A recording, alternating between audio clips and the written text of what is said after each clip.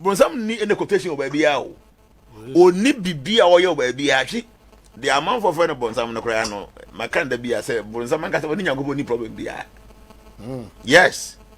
Pia oka nyankopon ye MPP ni NDC na say o MPP 10 NDC MPP. Nyankopon oni obi ni competition. Why the bonsam?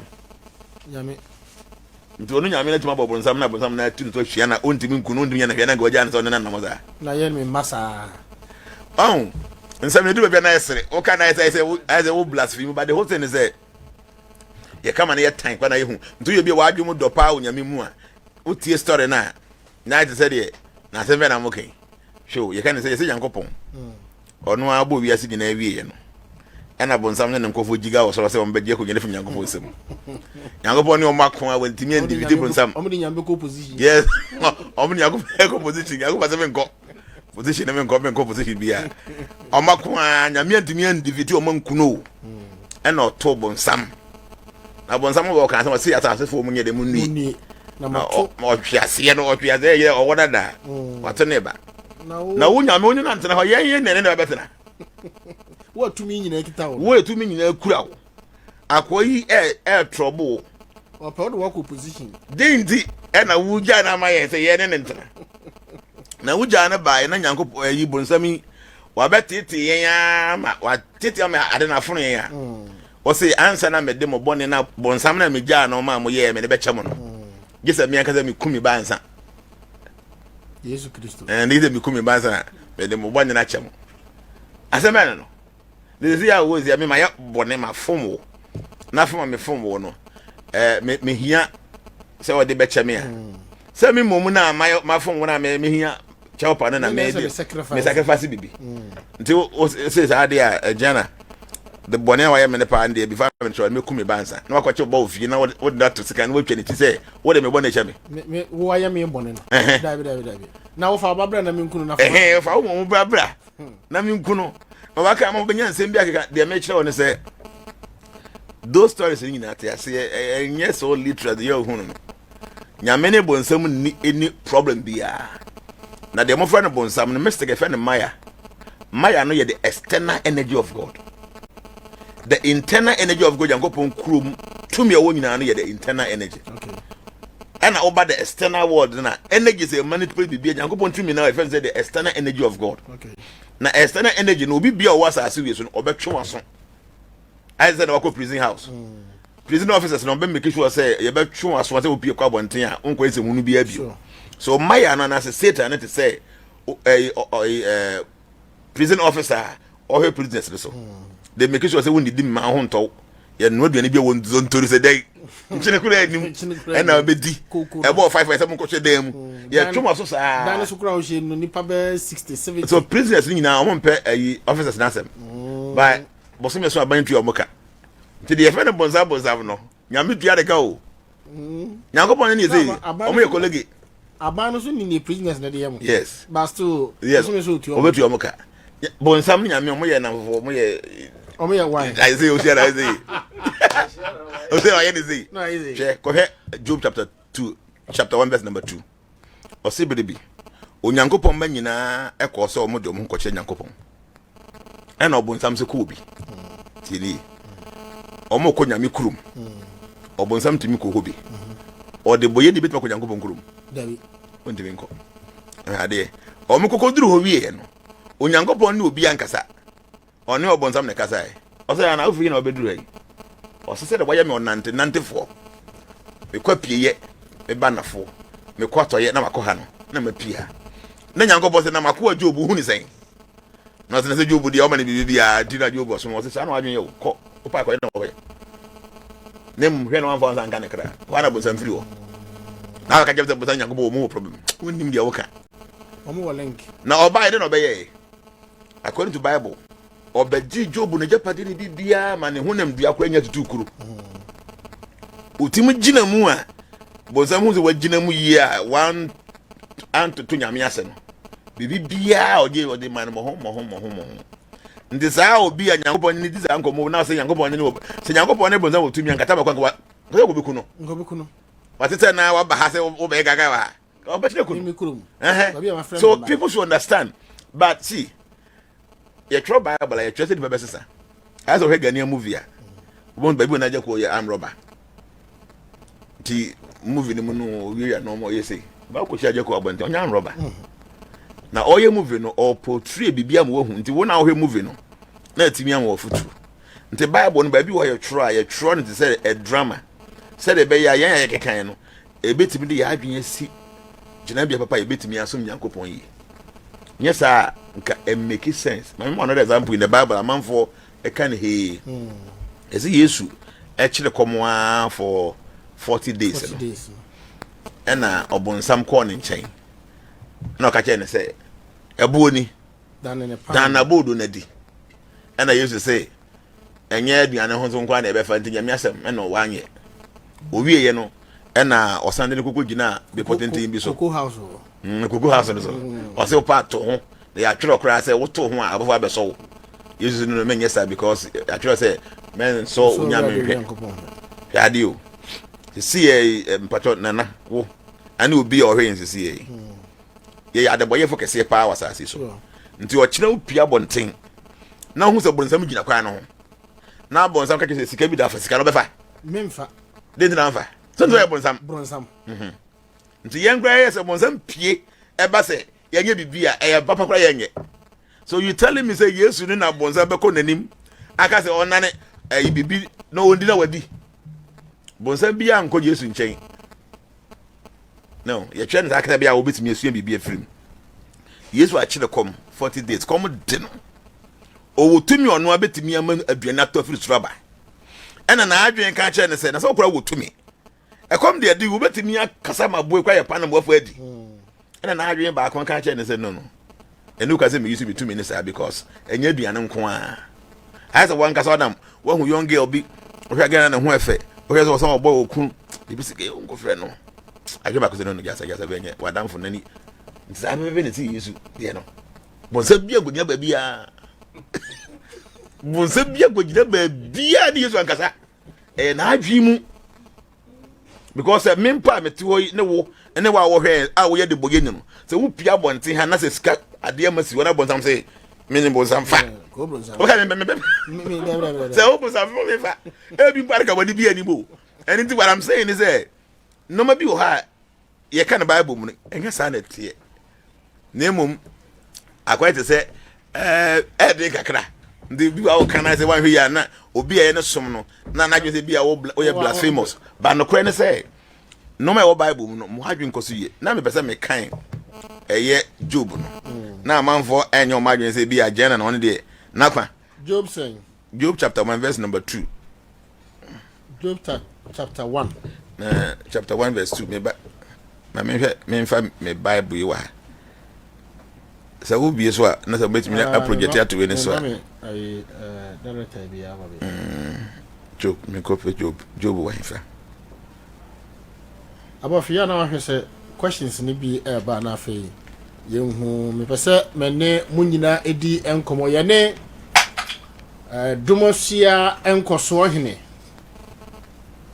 nana ayebiafo Jnana ono ene no edi enkomo 101 e wo SOMPA FM SOMPA TV chapter 1 verse 2 Facebook anti transformation for kachire wonua na onua so enkanchire ni nua no na yeni eye enkomo wa hu se wiase no okay sitie no ba bi na men kan here see o kan Job chapter 1 verse 1 going now or say there was a man no when you be in chapter 2 verse number 1 be chapter 2 mommy chapter 2 Job chapter 2 verse number 1 me pa cho join me on Facebook na yede eye nana ayebiafo eye tumasia enkoso hene na edi enkomo na wa no Job chapter 2 verse number 1 say again there was a day when the sons of God came to present themselves before the Lord and Satan came also among them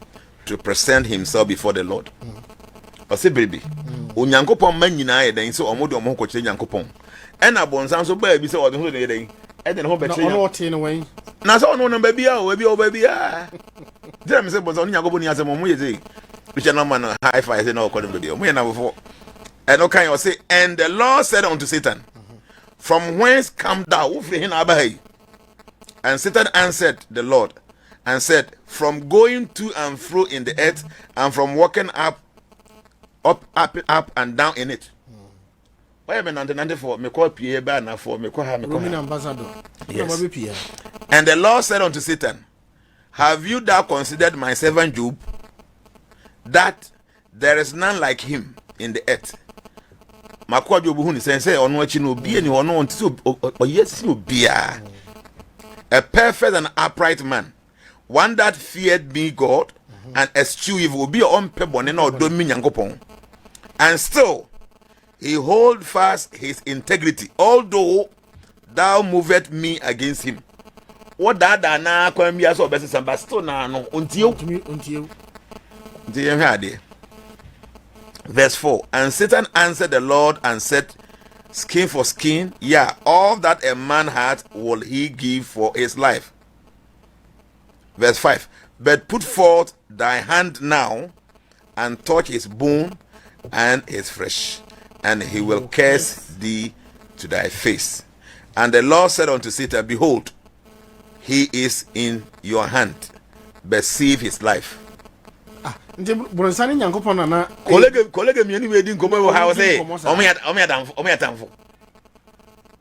say Mr. Okoro hwe na wan fa san kan kra ja na kra de man but ye di har na bibia na wo ya be ka je Nyankopon de mo issue wo nya me na so no ene go no na radical kire Satan say hwe oni owo a nsam ne nkwa ne kra. And the Lord said unto Satan, behold, he is in thy hand, but save his life. The Yankopon say, or the bonsama mano, or the Yoba Mabonsam, Uncle any be or be a name of Mohan of Vans and can cry. Now we know the Kajam Bonsam Yankopon issue, maybe. So in Krishna consciousness, no. Yes, in Yamia Chin to me be any hope. Yankopon will be any competition. On our one the old decided necessarily be uncle back, everything goes back. Dear, you need time for Bonsam.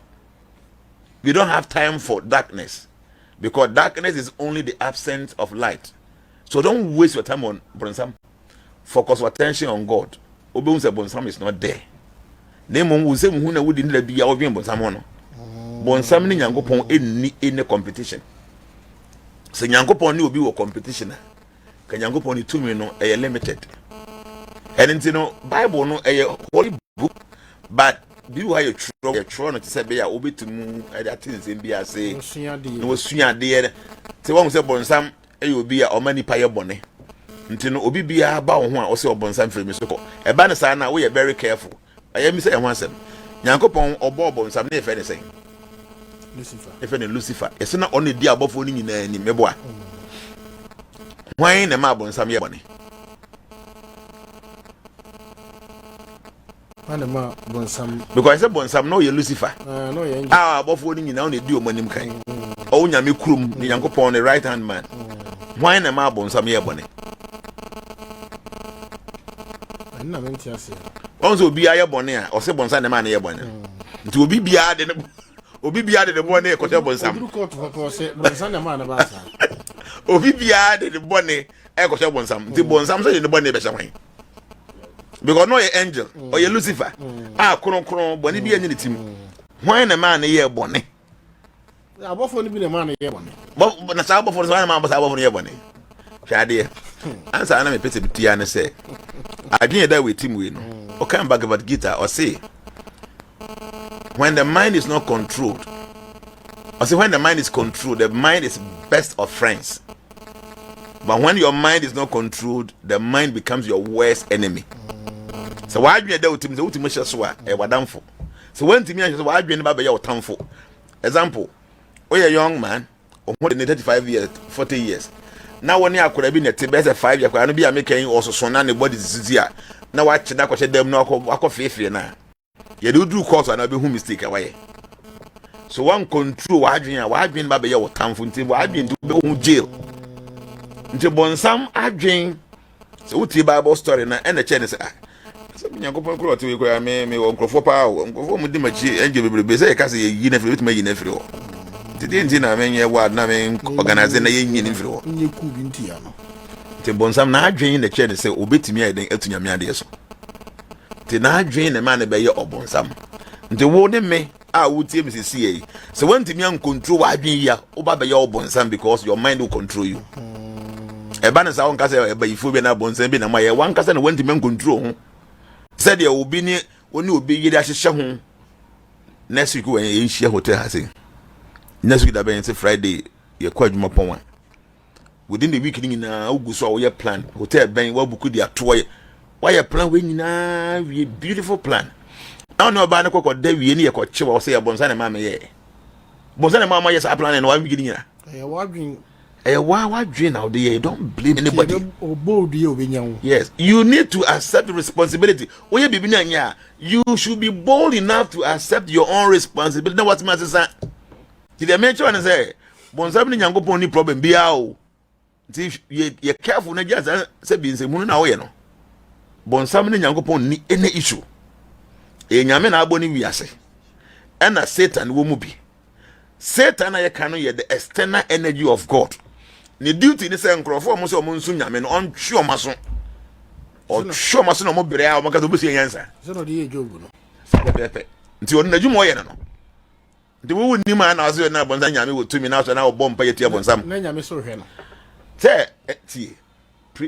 CID for the national security for no akronfo mpe o masemu ana meboa but abani two omugu system num omon trouble ko na sema to mo chichichi za o mo yes scam no bebre talete nte bonsam so ko bonsam no na juma no o make sure say o mo say o mo nsu nyame no they will go through difficulties but ohun say we obi a wo de wo ato wo sum nyame a what me prove say the job here na wo di akwa momo onu bo de be son wo so it's a mindset. It is a mind. Take care of your mind, control your mind. You must approach somebody who knows. You can't just be sitting down there. Praise the Lord, praise the Lord. Question one could put in your misa. Then the Musa, hey, Yamasom, who named dear Anya Dionyams, won't mean Sunyame. Who follow blindly? No, that wouldn't be help you. Indeed, Nana, Ansana, Ebecono. Obin to me, a woman was no. Obi ntimi ntwa obi nkwan na so anyhow because obi tibi bo obi dua na ne nkwan na nyame de ma no na owu na de dia ocheche se wan ko wie nipa na de a ka ye bo dua nya ho mo nti ye bo dua na be nya wa ke se wo ko wie nipa na de nyame bosom na kun and they are say wan say se ne nyankopon ye na ade no your destiny no 70% you can't do anything about it. 30% will be maybe be a farm. One more and I could do a quantanaso and I quite a pipe in Y junction. We drew an hour could who to crack baby. Now when a bush baby bush root. Now I could do baby, not quite a pipe me, you see. At the end of the day, no, then I be because I could pipe Y junction. Do one now when you be our guide or say coffee and fire. Asem and then onya obi obe guide nti abrabo mu no there are so many normal ya untimu nya ho hwe te say ya wo ba untimu nchenyi be ma omo so me transgender is class yempanyi na ono ne bola bo to wase me yo ba adwene he da nya adwuma wo yade wo tirim na wa dress oba ye bibia so no oye obe ma to twe no na mo so wadane be ba na me da bia me be so ma ya ma ba ko bu Nigeria omatimi anunum nura ma wanya to white so ba o even inu fukura ba so ye den kwa obola boto then that way ba ngunyo ba you know 70% you can't do anything about it only 30% you can do something about until say wuo na obi twa nkwa na so nsem hu na wudi betuma twa nkwa na so e wa na wakọ so ade no yes imagine you say men no msa mebrebe da bia bites ni obi te obenum bites ne saa then na obi bites ne kokoye obegbu adwuma na wayi ni na say kidnap say o sa na say nti yes ya wo na ba ifo be na kun wa na wakun ho we have our choices I take here ebetimi de akowu metimi konkwam and then you should be careful and take good decisions, good choices. And yes, I maza out to what they have problem.